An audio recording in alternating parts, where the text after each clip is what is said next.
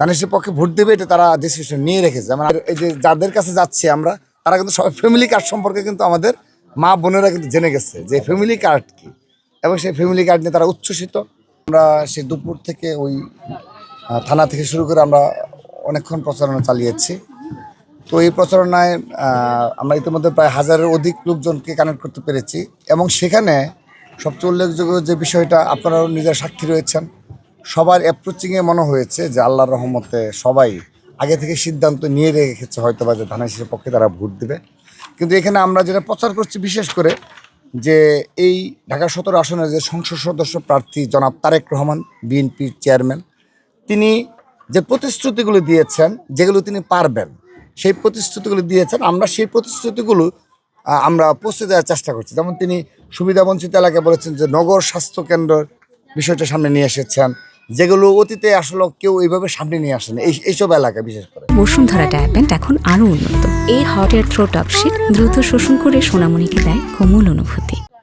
তারপর এই সুবিধাবঞ্চিত এলাকাগুলোতে তিনি প্রাথমিক বিদ্যালয়, শুধু বিদ্যালয় নয়, তিনি আমাদেরকে যেটা অবহিত করেছেন যেদিন আমাদের মিটিং হয়েছে, সেই মিটিংয়ে যে তিনি শুধুমাত্র একটা প্রাথমিক বিদ্যালয় হয়ে গেল কোনো মতো চললো সেরকম না, সেখানে যেন টিচার, শিক্ষক যেন ঠিকমতো যেন থাকে, এবং যেন শিক্ষাদান কার্যক্রম যেন সঠিকভাবে পরিচালিত হয়, তিনি এই বিষয়গুলো মনিটরিং করবেন, যেহেতু তিনি এই আসন থেকে করছেন। এবং তিনি বিশেষ অগ্নি নির্বাপন ব্যবস্থাপনা, কারণ কিছুদিন পর পর দেখা যায় এইসব এলাকায় কে বা কারা এই কাজটা করে, তিনি এর জন্যে অগ্নি নির্বাপন সিস্টেমটা খুব যেন কঠোর হয়, সেটা তিনি মনিটরিং করার জন্য প্রতিশ্রুতি দিয়েছেন। তারপর তিনি ফ্যামিলি কার্ড, এটা তো বাংলাদেশে আলোচিত, এবং আমাদের এই যে যাদের কাছে যাচ্ছি আমরা, তারা কিন্তু সবাই ফ্যামিলি কার্ড সম্পর্কে কিন্তু আমাদের মা বোনেরা কিন্তু জেনে গেছে যে ফ্যামিলি কার্ড কি, এবং সেই ফ্যামিলি কার্ড নিয়ে তারা উচ্ছ্বসিত। এবং তিনি নিশ্চিত করেন এবং স্বাস্থ্যসম্মত বাসস্থান নির্মাণে যেটা তিনি প্রতিশ্রুতি দিয়েছেন স্টেপ বাই স্টেপ, হয়তো বা তিনি তার প্রথম দিন তার পারবেন না, এসেই বাজেটের সাথে একটা বিষয় আছে, তিনি আমাদের বলেছেন যে বাজেটের সাথে প্লাস সার্বিকভাবে অনেকগুলো বিষয় থাকে, সেগুলো দেখে তিনি স্টেপ বাই স্টেপ এমনভাবে তিনি পরিকল্পনা সাজাচ্ছেন যেন একটি নির্দিষ্ট সময়ের পর অধিকাংশ সুবিধাবঞ্চিত এলাকার মানুষ যেন এই বাসস্থানের সুবিধায় চলে আসছে। যেন এই বিষয়টা তিনি, আর হলো ডে কেয়ার সার্ভিস, পানি সরবরাহ বৃদ্ধি, এই বিষয়গুলো তিনি প্রতিশ্রুতি দিয়েছেন। আমরা অতীতে দেশনেত্রী এবং খালেদা জিয়ার সময় দেখেছি তিনি যে প্রতিশ্রুতিগুলো দিতেন, তিনি তা রক্ষা করার চেষ্টা করেছেন একদম হাতে ধরে ধরে।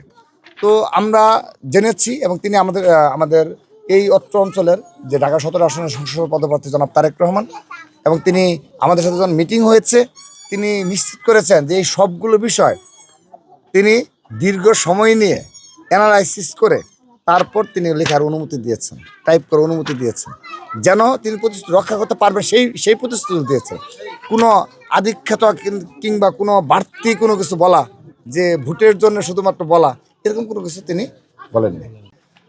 মানে আশাতীত ছাড়া, মানে এমন একটা পর্যায়ে আমরা না আসলেও তারা আসলে ডিসিশন নিয়ে রেখেছে ধানের পক্ষে ভোট দেবে, ধানের পক্ষে ভোট দেবে, এটা তারা ডিসিশন নিয়ে রেখেছে। মানে আমরা যেখানে যাই অধিকাংশ মানুষই বলছে যে আমরা সিদ্ধান্ত নিয়ে রেখেছি। যেমন এখানেই বলেছেন তিনি যে তিনি বললেন যে 4000 টাকা তিনি বাসা ভাড়া দেয় এখানে, তারপর হলো থাকা খাওয়া, তাদের যে সমস্যা, এটা যারা থাকে, যার সমস্যা সে বুঝে, সমস্যা তো বলতেছে, তো তখনই তো আমরা তার যে প্রতিশ্রুতি আমরা তো এখন সমাধান করে দিতে পারবো না, বাট তিনি যদি জনগণের ভোটে সংসদে নিতে হতে পারেন আল্লাহর রহমতে, তাহলে তিনি এই বিষয়গুলো ইনশাআল্লাহ তিনি সুন্দরভাবে করার চেষ্টা করবেন। মানে তাদের যে সমস্যাগুলো এখানে রয়েছে, সমস্যার সমাধানগুলো, তো এগুলো আমরা আশ্বস্ত করছি। এবং এটাও বলছি যে এখানে কিন্তু আপনি তড়িৎ গতিতে সমাধান পাবেন না, যে মানে প্রথম দিনই সমাধান করে ফেলবেন যে 6 মাসের মধ্যে, এটা না, কিন্তু স্টেপ বাই স্টেপ আপনার সকল সমস্যা ইনশাআল্লাহ সমাধান এই প্রতিশ্রুতি এখানে রয়েছে, এবং তারাও সেটি খুশি মনে অ্যাকসেপ্ট করছে, এবং আমরা এই প্রতিশ্রুতিগুলোকেই বেশি প্রায়োরিটি দিচ্ছি।